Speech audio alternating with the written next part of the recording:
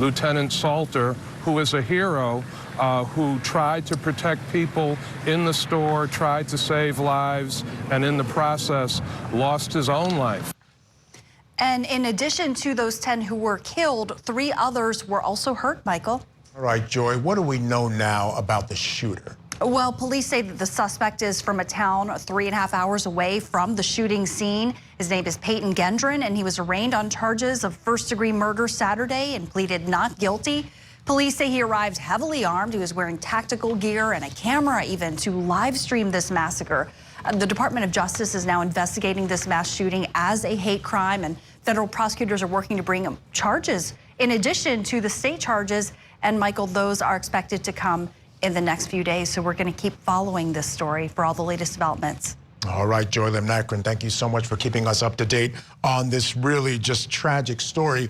I do have a special guest that's going to join us now for this segment, labor and diversity expert and CEO of Greer Consulting, Jason Greer. Jason, thank you so much for joining us tonight. Maybe help us put a little perspective on this really tragic story. So let me just start off by asking you to get some of your thoughts on yet another tragic mass shooting.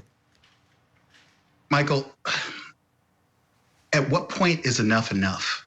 I mean, I remember on Saturday getting a call because I had an interview that was scheduled, and I got an email indicating that the interview was called off as a result of the events in Buffalo. I dug into what was going on in Buffalo, and I see this mass shooting. Then on Sunday, I read this mass shooter's manifesto, and Michael, I'm going to tell you, it took me back to 1991 when I was the victim of cross burnings, and it seems like this thing continues to play out over and over and over again. So what's happening? What's going on? I mean, clearly, these types of things are happening more often. We're seeing more and more of this type of rhetoric taking place.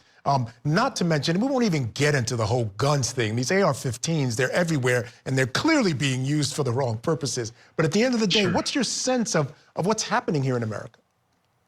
I'll tell you what's happening in America. Unfortunately, young white men are being radicalized with this mistaken belief in the white replacement theory.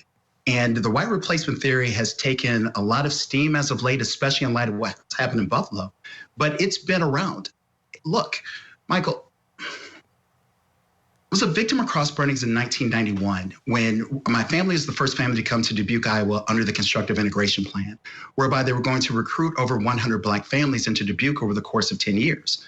Now, we had no idea that we were coming under this plan, but the KKK literally galvanized and radicalized a group of young white men in protest of my family. So they burned crosses, they burned public effigies of my father, my mother, and myself.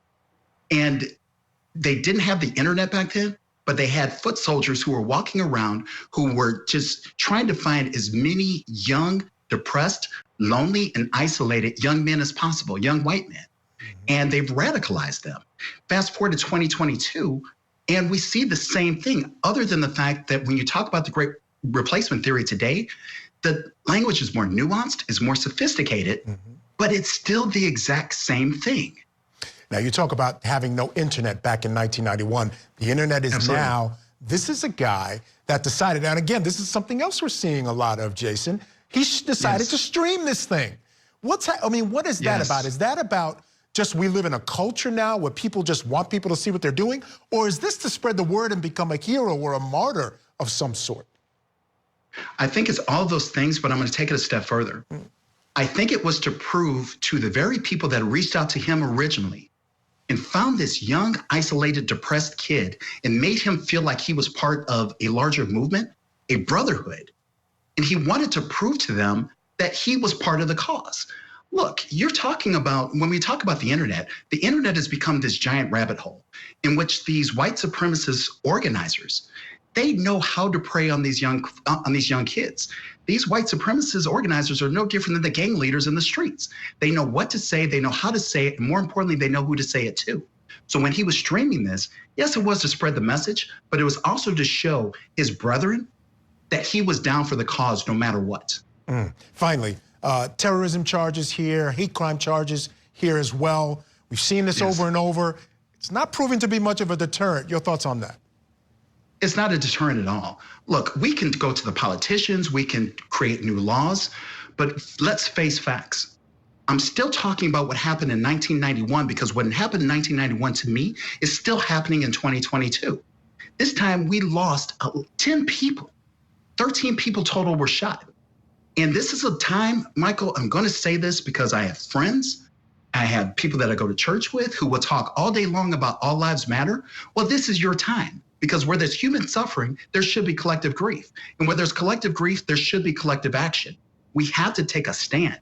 Go to these young white males and these young white women who are lonely, who are depressed, talk to them, get them resources, put your arm around them so that they're not looking into the internet, they're not looking to the abyss for love, they're getting it from you. Because if you don't do it today, they're going to continue to radicalize and they're going to come after people like me. And we're not looking at hurting anybody. We're still trying to prove to society that Black Lives Matter. Yeah, no doubt about it. I mean, all these youths are being marginalized. We got to deal with that. That's a big problem right now in this country. Jason Greer, thank you so much for being with me and sharing your story with us. Truly appreciate it. Thank you very much. Michael, it's always a pleasure. Always a pleasure. We'll see you again soon. When we come back, we're going to have our Talk Back segment.